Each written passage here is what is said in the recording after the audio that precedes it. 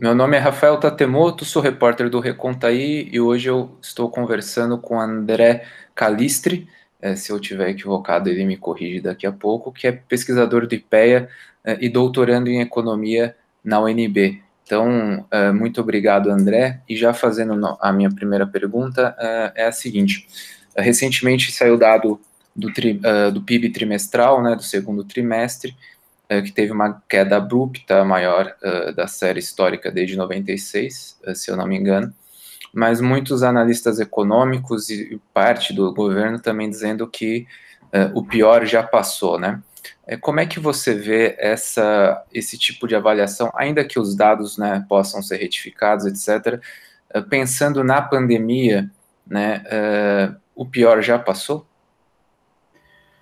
Bom, Rafael, primeiro, obrigado pelo convite, é um prazer aqui estar participando desse debate.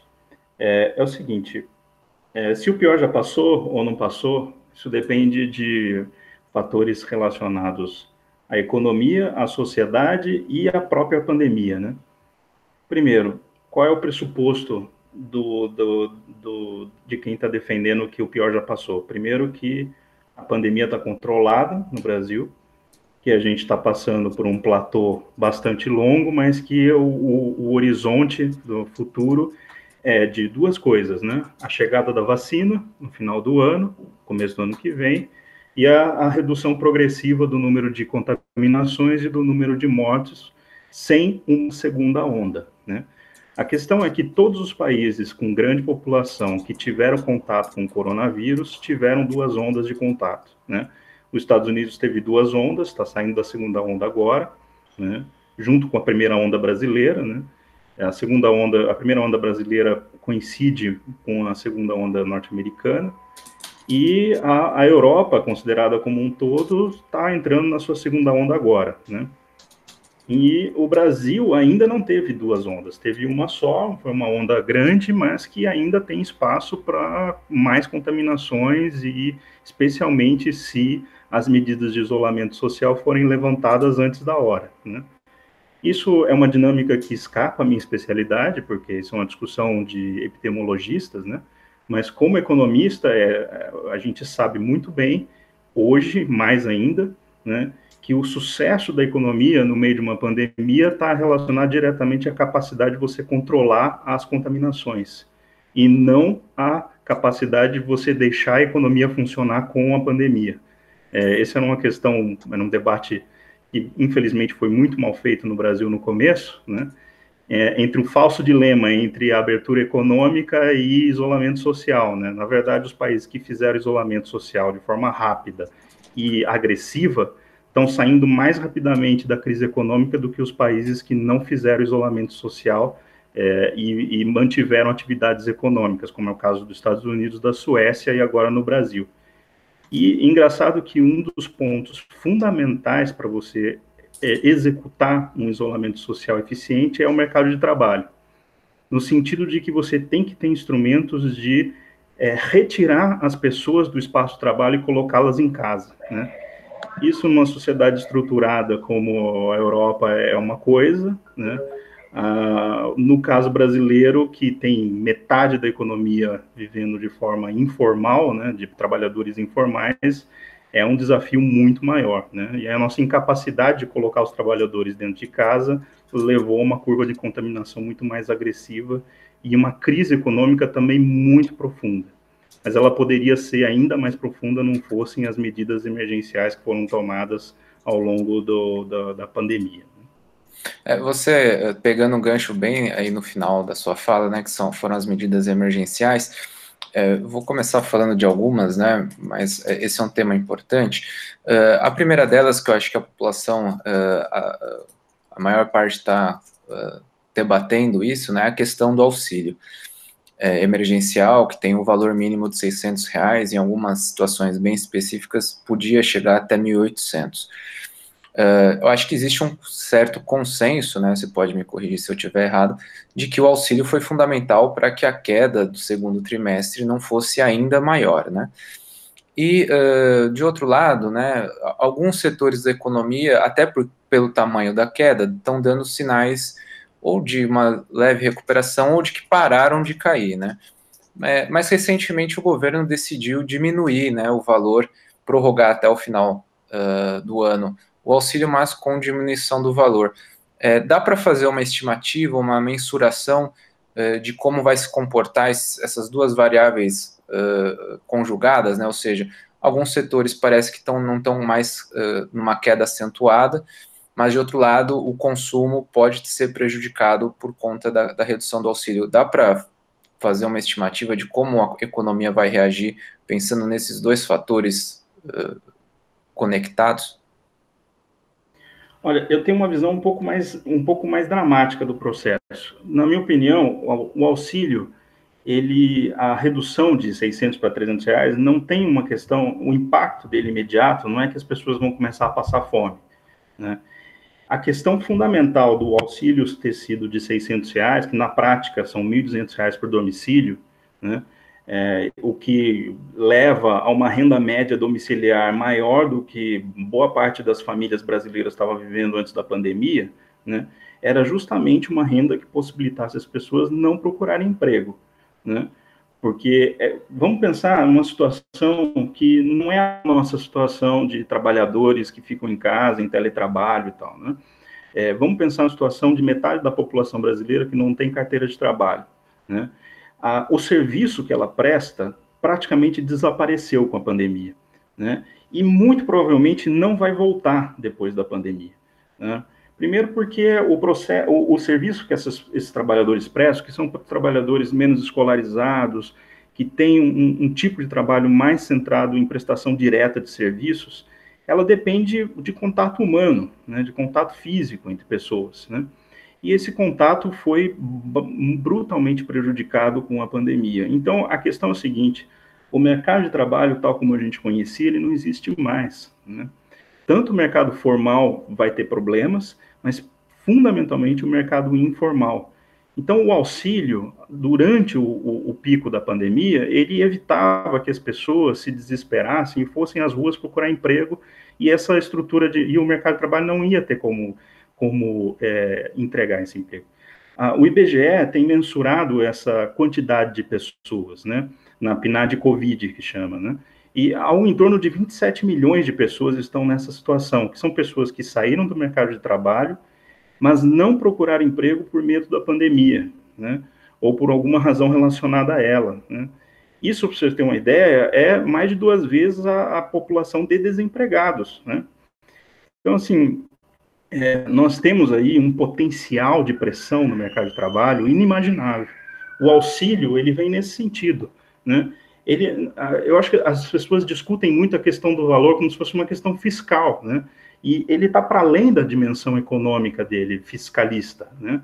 O auxílio simplesmente é aquilo que permite as pessoas não se contaminarem nas ruas, né? E esse valor, ele é fundamental porque ele é o valor que sustenta famílias inteiras, né? Aproximar dos 300 reais é você colocar o valor próximo do que será o Renda Brasil, que se estima, né, que seria o Renda Brasil, que muda a natureza do benefício, né? O benefício do Renda Brasil, do futuro Renda Brasil, que é o Bolsa Família, na verdade é o Bolsa Família ele nunca foi desenhado para ser uma renda definitiva dessas pessoas. Ela é uma renda complementar ao mercado de trabalho. Ou seja, você voltar um auxílio para se aproximar do valor, que é um valor de renda complementar e não uma renda de subsistência da família, não sei se estou sendo claro com o que eu estou dizendo, é uma mudança de natureza do benefício, entende?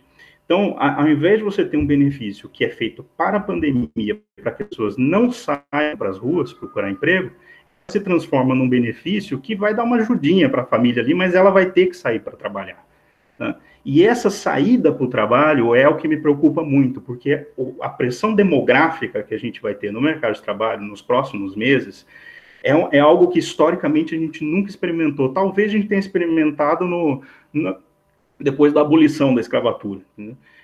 Talvez depois da Guerra do Paraguai, é algo parecido com isso, entendeu? Porque é um conjunto populacional muito grande que vai pressionar o mercado de trabalho, e o mercado de trabalho não vai ter mais o posto de trabalho para oferecer.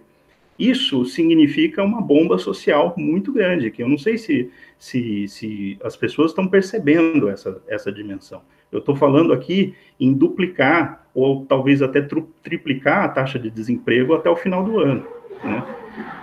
Eu me pergunto se é possível gerenciar qualquer sociedade com uma taxa de desemprego de 30% no Brasil, né? Eu não acho possível. Então, é nesse sentido que me preocupa essa questão do auxílio, né? Além, claro, do impacto positivo que ele tem na estrutura de consumo das famílias, né? Que é inegável. Ainda a gente precisa fazer mensurações melhores, né? Mas certamente a crise teria sido muito mais profunda não fosse esse auxílio aprovado da forma como ele foi, ao final, executado. André, uma outra frente, né, que o governo anunciou, mas essa é um pouco menos evidente, né, no cotidiano das pessoas, foi a ajuda às pequenas e médias empresas, né, o pequeno e micros também, que é um setor que diz que essa ajuda não chegou, chegou nas instituições financeiras e foi entesourada, né? E os dados ainda não são consolidados, mas o fato é que está havendo um grande processo de falências, né, ou de pedidos de recuperação judicial dessas pequenas empresas, né, a loja do bairro, a pequena indústria, né, como é que isso se soma, né, a esse cenário que você está traçando, né, de um aumento da pressão pelo emprego, né, ou da procura pelo emprego, ou seja, o valor reduziu do auxílio, as pessoas vão precisar voltar a procurar algum emprego, mesmo que informal, e elas também vão encontrar, né, um cenário econômico com poucas empresas, ou com poucas não, com menos empresas oferecendo vagas, né? Isso é um fato. Como é que esses fatores, né, que são bastante negativos, vão se influenciar, né? O cenário realmente ele não é nada acalentador, né? Porque com a pandemia no estágio atual, né, vamos dizer que não vai ter segunda onda, porque a segunda onda seria uma catástrofe no Brasil, né? Mas vamos imaginar que ela não venha, que dezembro chega uma vacina, tá? E aí você vai passar o primeiro semestre de 2021, uma massiva campanha de vacinação. A gente tem que lembrar que a gente tem que vacinar 100 milhões de pessoas no ano que vem, né? Vamos imaginar isso. Isso não é fácil, não é simples de fazer. Basta você olhar como é feita a vacina de sarampo agora, o quanto que estão se vacinando, os recursos que isso toma.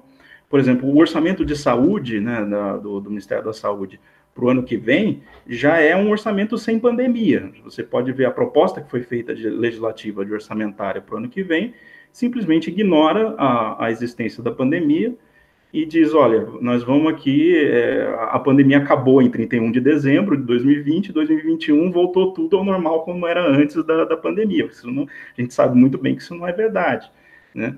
A mesma coisa com as micro e pequenas empresas, né? Primeiro, nós tivemos dois problemas, né? O bloqueio do acesso ao crédito, e isso tem uma relação com o sistema bancário brasileiro, né? Que vem de duas questões. Ele é extremamente concentrado e os bancos públicos pararam de fazer o jogo que eles faziam antes, que era de provocar os bancos privados a emprestarem barato, né? Então, como os bancos públicos estão fazendo estratégias de recuo de financiamento, o crédito secou para as micro e pequena empresa e o micro e pequeno empresário não tem reserva de caixa para aguentar fechamentos longos de negócio. Isso daí poderia ser evitado, a quebradeira geral poderia ser evitado se a gente fizesse como fizeram os países europeus, que estatizaram a folha salarial dessas micro e pequenas empresas. A oposição fez uma proposta que se chama um projeto de lei que chamava Ninguém Demite Ninguém, né? Esse projeto de lei previa que o governo pagaria até 3 salários mínimos das micro e pequenas empresas, né?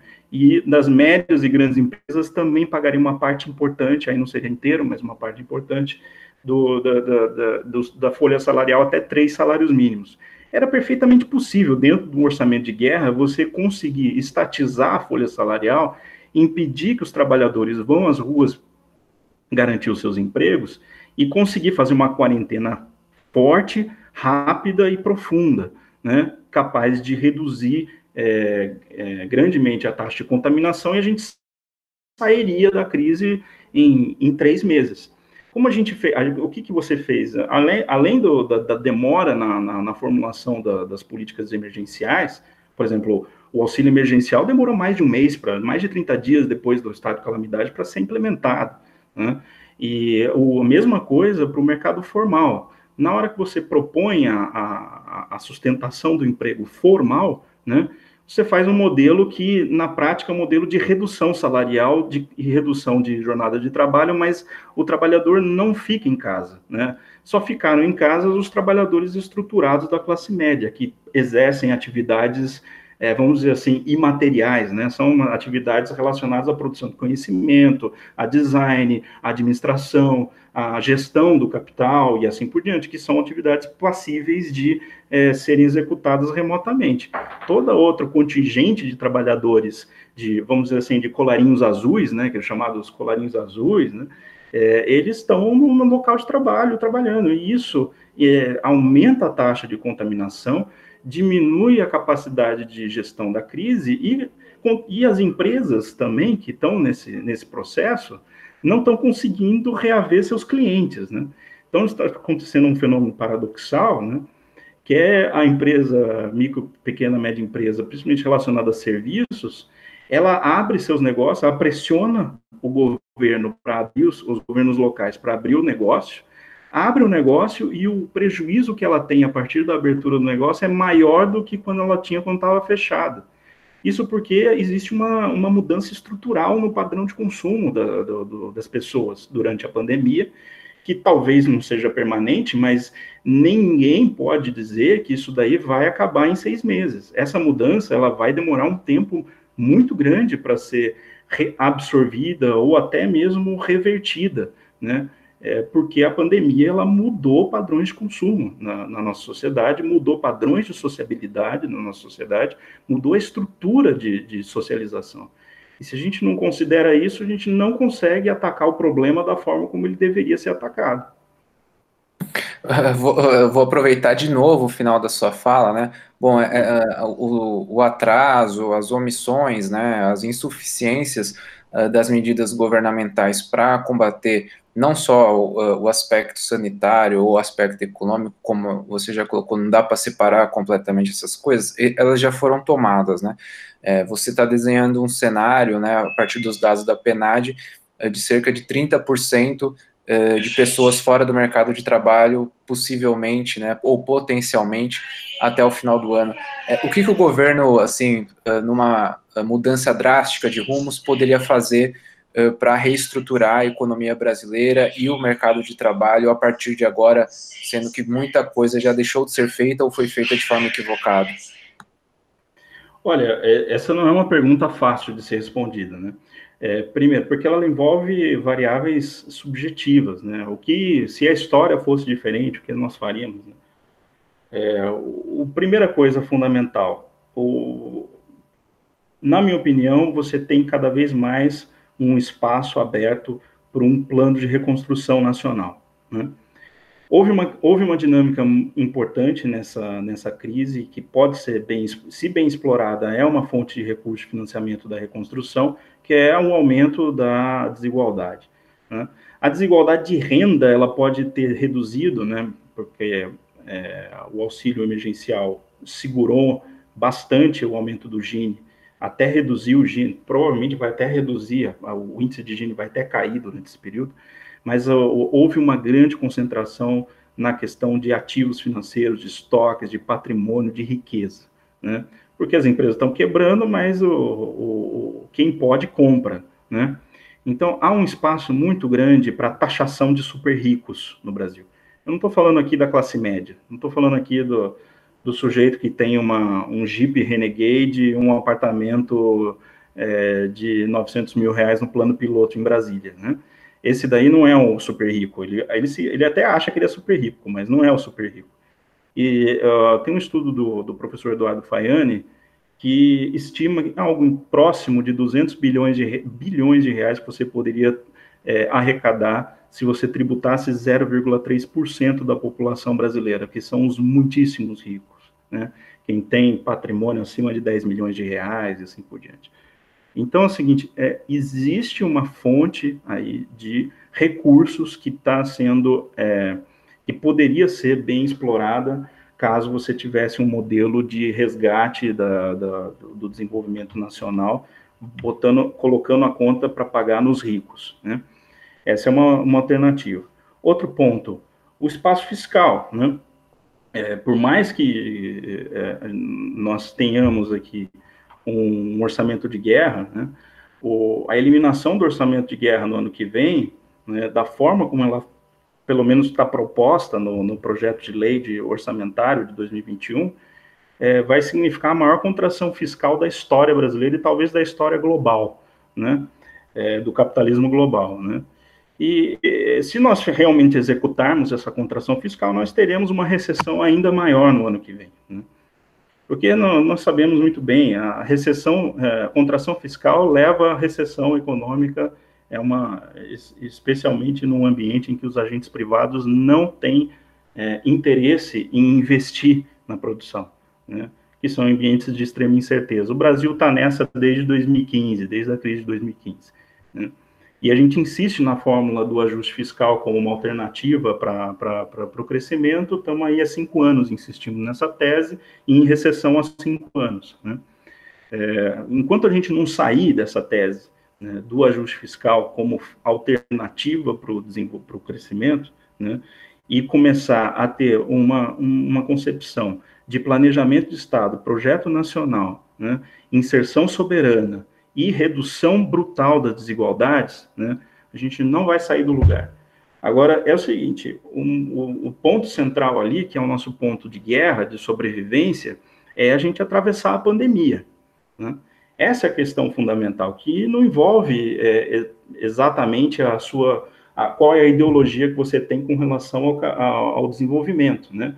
Se você quer ser liberal ou desenvolvimentista, isso pouco importa. O que importa é se você consegue ou não controlar uma pandemia que está apontando aí para 200 mil mortos no final do ano, né? O Brasil, por mais que ele tenha resiliência em reconhecer essas questões do morte, é impressionante como no Brasil a questão da vida ela negligenciada, né? Nós temos, por exemplo, estamos na casa de 120 mil mortos, não tivemos um único dia de decretação de luta oficial, né? Ou seja, uma sociedade pouco empática à questão da vida, né? Portanto, não consegue reverenciar a morte, né? Tem problemas estruturais com essa questão da morte, e isso está relacionado com o nosso passado colonial, escravista, está relacionado com vários temas, né? Mas, assim, é impossível ignorar que nós teremos a maior perda humana, né, da nossa história no final deste ano, né? 200 mil mortos, né? Algo muito superior à Guerra do Paraguai, superior a qualquer conflito que nós tivemos, febre amarela, gripe espanhola, o que quer que seja, né? Então, essa dimensão pandêmica, né, ela coloca um tema anterior à economia para nós, e enquanto a gente não tratá-la como tal, como algo que subordina a economia, né, e subordina a política, inclusive, a gente não conseguirá sair desse processo que não seja por um processo natural, né? E o processo natural é a imunidade de rebanho, é contaminação em massa e segunda onda. Esse é o processo natural da pandemia, como foi a gripe espanhola no começo do século passado, né? Mas isso seria uma tragédia social no Brasil. André, encaminhando para o fim, fazer minha última pergunta e depois você fica à vontade para responder ali. Se quiser acrescentar mais alguma coisa que eu não tenha perguntado, fique à vontade. Você falou do espaço fiscal, né? Para quem está vendo a gente aqui, você mencionou o orçamento de guerra, que foi, vamos dizer, uma flexibilização, né, das regras fiscais para esse ano de calamidade pública formal da pandemia, né? Mas uma questão que está sendo debatida, né, que está na imprensa, que está no debate político, é a questão do teto, né, do teto de gastos. Você mencionou uma alternativa, né, que não é contraditória com rever o teto, mas que é a tributação dos super ricos ou dos grandes ricos. Ainda que houvesse essa tributação, existiria espaço fiscal sem a revisão, nem que fosse por algum período, do teto de gastos para um programa de retomada da economia brasileira? Não. Não, porque mesmo que você aumente receita, o teto de gastos é sobre os gastos, ele não é sobre as receitas. Então, você está obrigado a gastar o equivalente ao que você gastou no ano passado, isso independe da receita. Então, essa que é a questão fundamental, e são os gastos primários. O gasto primário é tudo aquilo que envolve a vida cotidiana das pessoas, né? Qual que é o resultado do teto de gastos até o momento? Foi uma queda brutal do investimento público, né? O investimento público projetado para o ano que vem é o menor nível da nossa história, né? E sem investimento público você não consegue construir hospitais, escolas, aparelhos públicos de atendimento ao cidadão, você não consegue fazer nada que não seja mal reproduzir o serviço que era prestado anteriormente. Eu pergunto às pessoas o que seria do Brasil se a gente não tivesse um sistema como o SUS, né, como o Sistema Único de Saúde, né? A tragédia social que nós teríamos se nós não tivéssemos hospitais públicos com leitos, UTIs, minimamente estruturados, eu digo minimamente mesmo, porque por mais que seja a dificuldade que nós tivemos em erguer um sistema como o SUS, né, na América Latina, nos países em desenvolvimento, não há nenhum país com um sistema universal de acesso à saúde, né? Agora, isso custa caro, isso demanda gastos constantes, porque a população vai envelhecendo, e você colocar um teto de gastos de 20 anos com um limite de crescimento pela inflação, necessariamente você vai ter que fazer uma depreciação do serviço público, né? Agora, a questão é se a sociedade está disposta a pagar esse preço, né? Eu acho que o teto de gastos tem que ser colocado de uma forma madura, né? Ninguém aqui está propondo gastar com um salário de servidor, né? Eu acho que isso tem que estar bem claro, entendeu? Ninguém quer derrubar o teto de gastos para dar aumento para juiz, né? Eu acho isso um equívoco, se isso for verdade, mas não é isso. O problema é que o teto de gastos deprimiu o investimento público, e o investimento público, ele é a fonte principal da prestação de serviços, além, é claro, dos próprios servidores, né? Então, por mais que a gente busque receitas novas no ano que vem, não adianta nada aumentar a receita, fazer reforma tributária, sem rever as regras do teto de gasto, ou extingui-lo por completo, né? Porque ele coloca uma dimensão, uma trava no planejamento e na execução da política pública que é contrária à reprodução do país como uma nação. Essa que é a questão, né? Nós temos demandas sociais colocadas desde a redemocratização que precisam de financiamento para serem executadas, né? E precisam de financiamentos cada vez mais crescentes e melhor gastos, né? Agora, se o problema era a qualidade do gasto, você pode claramente fazer melhorias na qualidade do gasto. Eu sou totalmente favorável. Você tem que ter avaliação de políticas públicas, tem que ter resultado, tem que ter política pública baseada em evidências. Nada disso é invalidado se você derrubar o teto de gastos. Eu acho que tem uma discussão muito ruim sobre essa questão, né, na sociedade, de que o fim do teto do gasto seria o Estado perdulário, gastador, obeso, né? Eu acho que não é por aí. Nós podemos plenamente executar uma política de modernização do estado de bem-estar social, né, sem uma trava completamente, uma jabuticaba brasileira que só existe aqui no Brasil, que é o teto de gasto, que é você limitar o crescimento das despesas pela inflação de uma economia. André, muito obrigado. Se você quiser fazer considerações finais, foi um prazer falar com você. E imagino que não só para mim, mas para quem vai nos assistir, vai ser bastante didático também. Muito obrigado novamente. Eu que agradeço. Bom, eu assim, peço para todo mundo que estiver ouvindo essa mensagem que observem os dados, né? Busquem nas informações produzidas pelos órgãos oficiais as respostas às questões fundamentais que a gente tem para o nosso futuro, né? De fato, a pandemia é o maior desafio da nossa geração. Isso já foi dito antes, né? Eu concordo com essa frase, né? Nós temos que estar à altura desse desafio, e isso é feito com muita ciência, com um serviço público de qualidade, com um estado de bem-estar social e, mais importante ainda, com um projeto nacional e de soberania popular. Obrigado.